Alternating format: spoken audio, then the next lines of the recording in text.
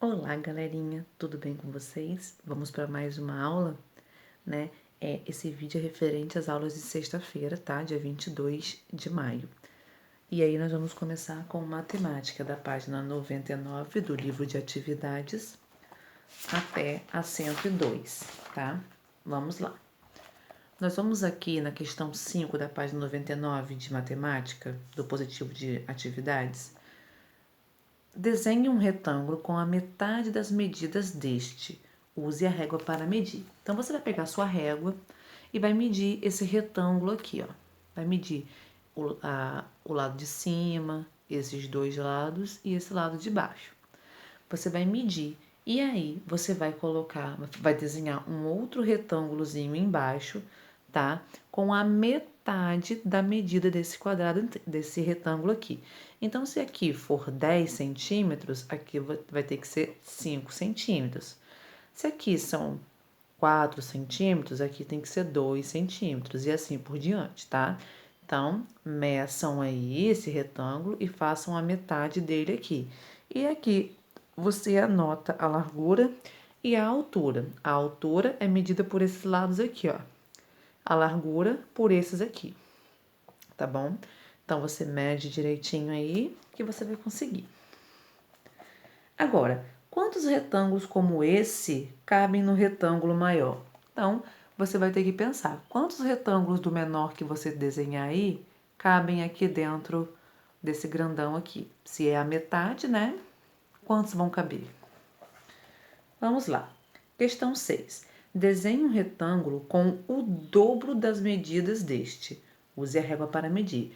Agora, você vai fazer o contrário, né? É como se fosse, gente, ampliação e redução de figuras, né? Então, mas aqui você vai estar trabalhando com medidas exatas. Então, aqui nós temos esse retângulo, que você também vai medir todos os 4 lados dele, né? De largura e de altura. Você vai medir e aí você vai agora dobrar a medida. Então, se aqui tem 5 centímetros, aqui vão ter 10 centímetros. Se aqui tem 2 centímetros, aqui vão ter 4 centímetros. Você vai dobrar a quantidade, a medida, tá bom? E vai anotar aqui direitinho qual medida que deu. Vai anotar aqui de largura e de altura. Questão 7. Quais figuras geométricas você identifica no mosaico abaixo? Só lembrando que as figuras geométricas são aquelas que nós estudamos, né? Quadriláteros, quadrados, né? Retângulos, triângulos, tudo isso. Aí você vai anotar aí o que você estiver vendo, tá bom? Quais figuras geométricas você percebe nesse mosaico aqui, tá? Na questão 8, você vai desenhar a metade que falta das figuras para que as figuras fiquem simétricas. A linha tracejada é o eixo de simetria. Então, nós estamos vendo aqui, ó, que tem uma linha tracejada dividindo a figura no meio. O que vocês vão fazer? Vocês vão desenhar a outra metade para que ela seja simétrica. O que é isso, Tia? O que é figura simétrica? Figura simétrica é aquela que a quantidade de quadradinhos, né, e a forma do desenho que tem de um lado também vai ter do outro. Aqui vocês conseguem visualizar, né? Por conta que o livro do professor dá a resposta. Mas quando vocês forem fazer aí, vocês vão sentir um pouco de dificuldade. Mas é só vocês seguirem. Se aqui tem um quadradinho, vocês vão desenhar um quadradinho do outro lado. Se aqui tem 2, vocês vão desenhar 2. Se aqui tem 3, vocês vão desenhar 3. Aqui também tem 3, então vocês vão desenhar 3 do outro lado. É só vocês irem seguindo, né, exatamente a figura que está desenhada aí, tá bom? Não é difícil. Na página 101, né, questão 9, pinte somente os quadriláteros. E nós sabemos que os quadriláteros são aquelas figuras geométricas que têm 4 lados e 4 vértices. Então, quais delas têm 4 lados e 4 vértices? Vocês vão pintar da cor que vocês quiserem essas figuras, tá? Muito fácil. Depois, usando uma régua, desenhe os polígonos indicados abaixo. Depois, pinte-os. Muito fácil. Vai desenhar um triângulo, vai desenhar um retângulo, um quadrado, um pentágono, um quadrilátero qualquer que você queira, que tenha 4 lados e 4 vértices, e um hexágono. Muito fácil, né? Vai desenhar e vai pintar também da cor que você quiser aí, tá bom? Na 102, eu começo já aqui, né, mais uma vez, o assunto de multiplicação e divisão, né? Essa semana nós trabalhamos bastante a multiplicação e a divisão, né? Inclusive eu fiz um vídeo aí, foi a pedido de um colega, mas acabou que ajudou todo mundo, né? Porque é muito importante a gente conhecer a divisão nesse momento, onde a gente está entrando nesse assunto. Então, ó, veja como é feita a multiplicação 7 vezes 24. Então, nós temos aqui, ó, 2, 4, 6, 7. Então, 2 vezes 24, 48. 2 vezes 24, 48. 2 vezes 24, 48. 1 vezes 24, 24. O que isso aqui quer dizer, tia? Pelo amor de Deus, eu não faço multiplicação assim.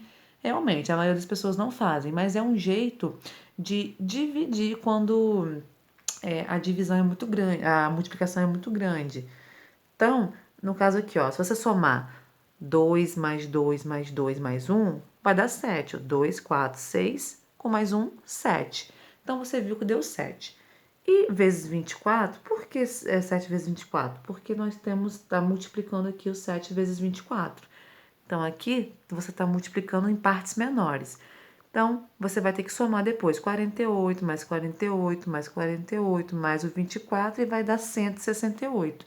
Então, 7 vezes 24 é igual a 168. Só que o que aconteceu aqui? Ele fez de uma maneira maior, o livro traz de uma maneira mais extensa e mais simples, entre aspas. Por quê?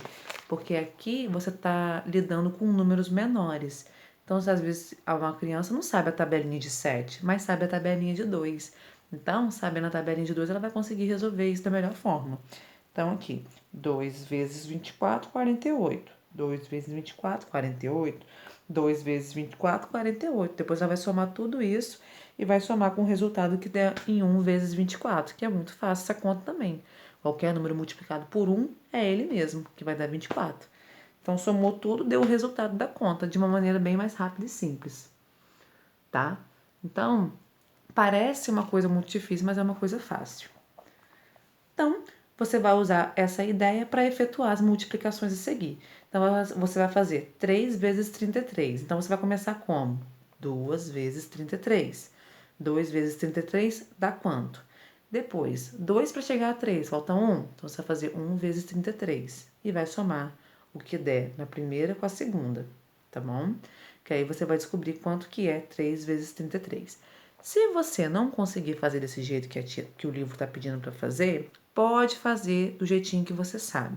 Pode armar a continha lá mesmo, 33 vezes 3. A tia vai considerar também. Se você conseguir utilizar a ideia, melhor ainda, tá? 6 vezes 32. Você vai ter que fazer 3 continhas aí. 2 vezes 32, 2 vezes 32, 2 vezes 32 e somar todos os resultados. E aí, letra C, 9 vezes 15, né? Se for de 2 em 2, você vai precisar de fazer 4 vezes, né? O 2 vezes 15 e uma vez 1 vezes 15 para poder dar o 9i, tá bom? Então, se você tiver qualquer dúvida, né, em relação a essa questão, que eu tenho certeza que alguma criança vai ter, porque ela é uma questão, assim, um pouco diferente da que a gente está acostumada, né? Mas tentem aí que vocês vão conseguir. Caso não consigam, me grita no grupo lá, tá bom? Ou espero o seu link amanhã, que a tia faz juntinho com vocês, ok? Mas, para não ficar sem fazer, faz do modo normal, tá bom? Arma a continha normalmente aí pra gente não perder tempo e já saber o resultado que vai dar, ok? Então, nós temos aqui, já demos o nosso livro de matemática, páginas 99, né? Não, isso, 99 a 102. E agora nós vamos para história, página 90, não, 154, da página de história aí, do livro de história. E aí, na história, a gente está falando muito sobre o jeito de viver das pessoas, né?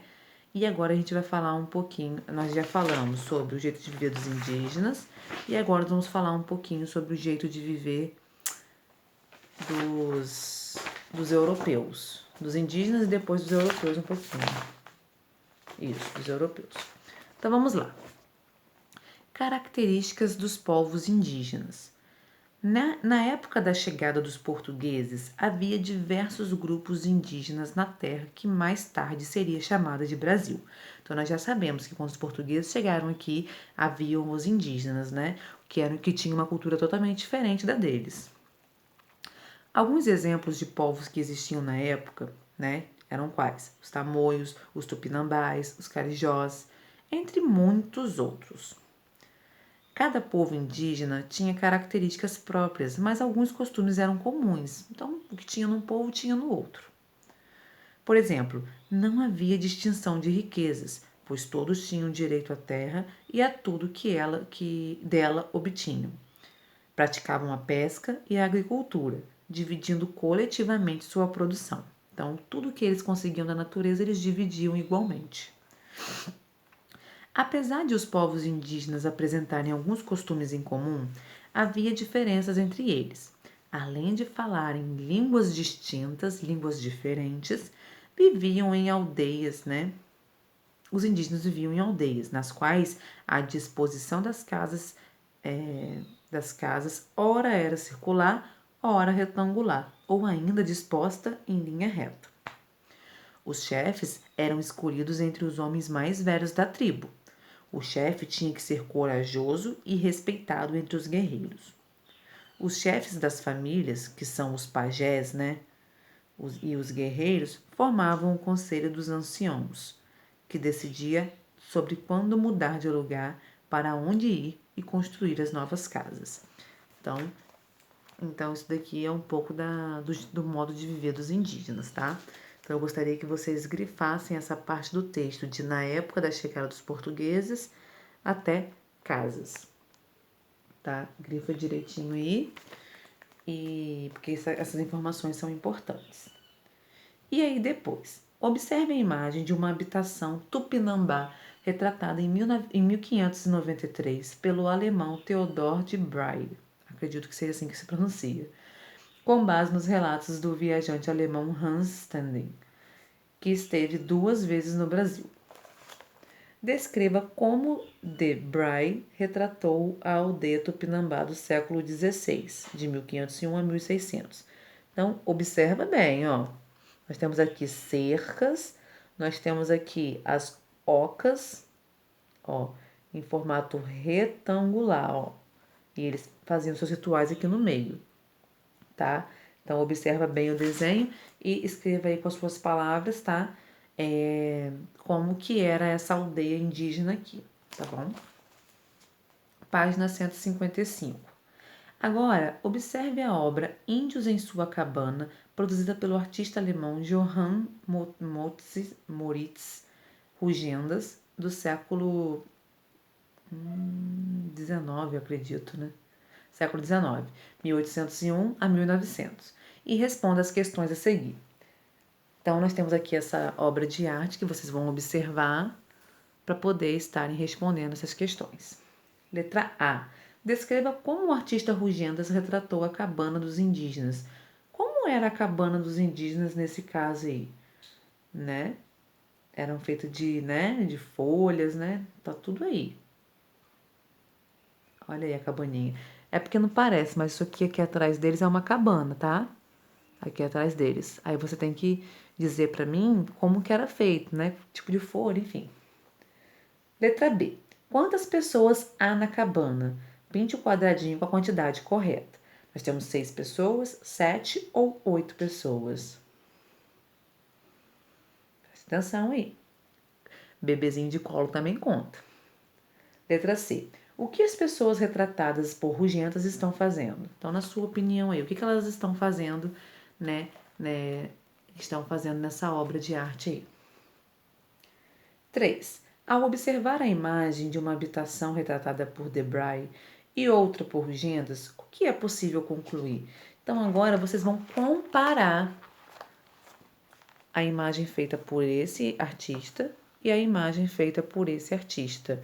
E vão escrever aqui as diferenças que tem entre elas, tá? Por que elas são diferentes umas das outras, né? Página 156, um pouco mais. Os direitos dos povos indígenas são reconhecidos pela Constituição Federal do Brasil no artigo 231. Então, olha o que está escrito lá. São reconhecidos aos índios sua organização social, costumes, línguas, crenças e tradições, e os direitos originários sobre as terras que tradicionalmente ocupam, competindo à União demarcá-las, proteger e fazer respeitar os seus bens. Então, nós temos lá, né, na Constituição, os direitos dos indígenas garantidos. Número 1. Quando os portugueses chegaram ao Brasil, a população indígena era numerosa. Daquele tempo até os dias atuais, vem ocorrendo conflitos resultando na extinção de vários grupos indígenas, apesar da existência de leis a respeito dos direitos deles, como a Constituição Federal Brasileira. Letra A. Pesquise em revistas e jornais uma notícia sobre os desafios e as conquistas dos povos indígenas da atualidade e leve-a para a sua sala de aula. Espere um bocadinho. Reúna-se com os colegas e montem um painel sobre o assunto. C. Após a pesquisa e a montagem do painel, é possível concluir que os direitos dos indígenas estão sendo respeitados em sua totalidade? Converse com os colegas sobre sua resposta. Letra D. Em seguida, discutam sobre o que fazer para melhorar a situação indígena no Brasil. No final, registre a conclusão do grupo. Pessoal, infelizmente, essa atividade a gente não vai poder fazer, porque nós não estamos indo para a escola, né? Então, a tia optou de trocar essa pesquisa da página 156 pela que eu passei, né? Que eu já vou explicar para vocês sobre os modos de vida dos povos indígenas, europeus e africanos, que foram os pioneiros aqui na hora de originar o povo brasileiro, né? Então, o que acontece? Na letra C, a gente sabe que os direitos dos indígenas hoje em dia não são tão respeitados. Há pessoas que querem invadir suas terras para poder fazerem suas criações de gado, suas plantações. Então, na letra C, vocês podem conduzir uma resposta mais ou menos por base de uma pesquisa que você vai fazer de forma rápida no Google, tá? Então, não deixem de responder, mas ao mesmo tempo isso aqui não vai ser mais essa pesquisa grande como o livro está propondo pra gente, porque eu troquei. Tirei essa pesquisa e coloquei outra, tá? Aliás, essas duas questões aqui, letra C e D, a gente pode estar fazendo amanhã juntinho no DCM Link, né? Porque a gente fala ali pessoalmente, né? Discute ao vivo, e aí a gente chega numa conclusão juntos, ok? Então, deixe essas questões aqui para fazerem comigo no DCM Link. 157, página 157. Por que é importante preservar e respeitar os costumes e os valores dos povos indígenas? Porque eles são parte importante da identidade cultural do Brasil, né? O brasileiro, né, ele tem muita coisa dos indígenas até hoje, tanto em alguns alimentos, algumas palavras, como nós já estudamos, vem dos indígenas. Então, preservar os costumes e os valores dos indígenas é preservar a cultura brasileira, tá? 3. Pesquise em livros ou revistas, se possível na internet, a respeito da cultura indígena no nosso país. Em seguida, faça o que se pede. Letra A. Circule as palavras que são de origem indígena. Isso daqui é bom para curiosidade de vocês, ó. Então, será que peteca é uma palavra de origem indígena? Se for, circula.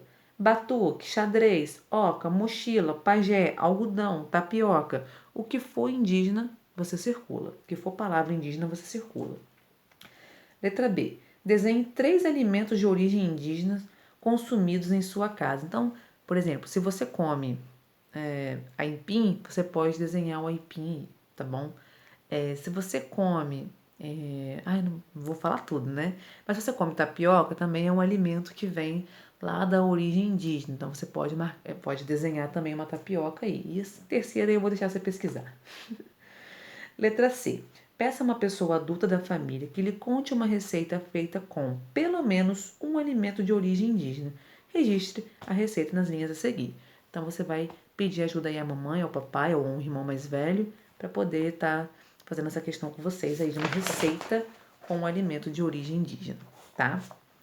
E agora a gente vai entrar aqui no assunto o jeito de viver dos europeus. Vamos lá, para aprender. Ingleses, holandeses, franceses, espanhóis e portugueses foram alguns dos povos da Europa que estiveram em nossa terra em outros tempos, com o objetivo de conhecer e explorar as riquezas nela existentes. Então, eles queriam pegar as riquezas que tinham aqui. Desses povos, os portugueses foram os que definitivamente se instalaram como colonizadores do Brasil. Então, os portugueses nos colonizaram, né? Entre 1500 e 1800, as cidades europeias eram bem diferentes das que são atualmente. Elas eram organizadas em reinos governados por nobres que exerciam domínio sobre os povos. Esses reinos eram protegidos por fortes muralhas que abrigavam castelos onde residiam um rei e sua corte. Havia um exército equipado para servir ao rei nas constantes guerras que se realizavam em defesa de suas propriedades. O rei cobrava impostos de seus súditos, estabelecia as leis, declarava a guerra e a paz. Ele era a maior autoridade que deveria ser respeitado por todos em seu reino. O rei, né? A sociedade, de maneira geral, era constituída pelo rei, nobres, camponeses, trabalhadores, urbanos e comerciantes. Então, foi do maior para o menor aí. Foi do mais importante ao menos importante, entre aspas, né? Entre os reis e nobres havia luxo e conforto. No entanto, entre os camponeses e trabalhadores urbanos, a situação era de miséria e de fadiga, pelo excesso de trabalho que realizavam, fadiga, cansaço. Enquanto a nobreza se vestia com sedas e veludos, os camponeses e os trabalhadores urbanos se vestiam com algodão grosseiro. Os nobres alimentavam-se de carnes de caça, peixes e outros alimentos. Os camponeses viviam das atividades rurais e sofriam constantes perdas de suas plantações por causa das pragas e secas, o que provocava fome. Na época da colheita, realizavam bailes. Então, quando tinha o alimento, eles faziam até festa, não é verdade? Nas cidades, os comerciantes ocupavam-se da venda de tecidos finos, joias essenciais, vinhos e especiarias. Com essa atividade, eles reuniam grandes somas em dinheiro. Havia ainda a Igreja Católica, que com seus representantes, bispos, padres, cardeais e também o Papa, cuidavam dos costumes das pessoas, divulgando os valores religiosos. A busca por novas terras.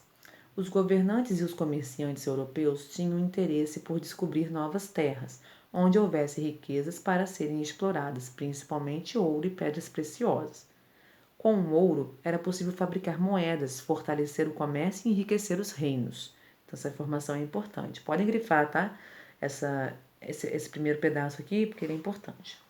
Quanto mais ouro, mais rico seria o reino. Por esse motivo, os monarcas contratavam navegadores para realizar grandes viagens pelos oceanos e mares. Então, eles iam em busca de mais e mais riquezas, né, nos territórios.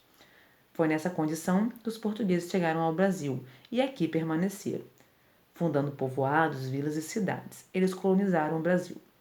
Inicialmente, exploraram o pau-brasil e submeteram os indígenas ao trabalho forçado, escravo, para render maiores lucros. Trouxeram mudas de cana-de-açúcar e escravizados negros para o trabalho nas lavouras. Foi aí que começou também a escravidão negra, né, dos africanos.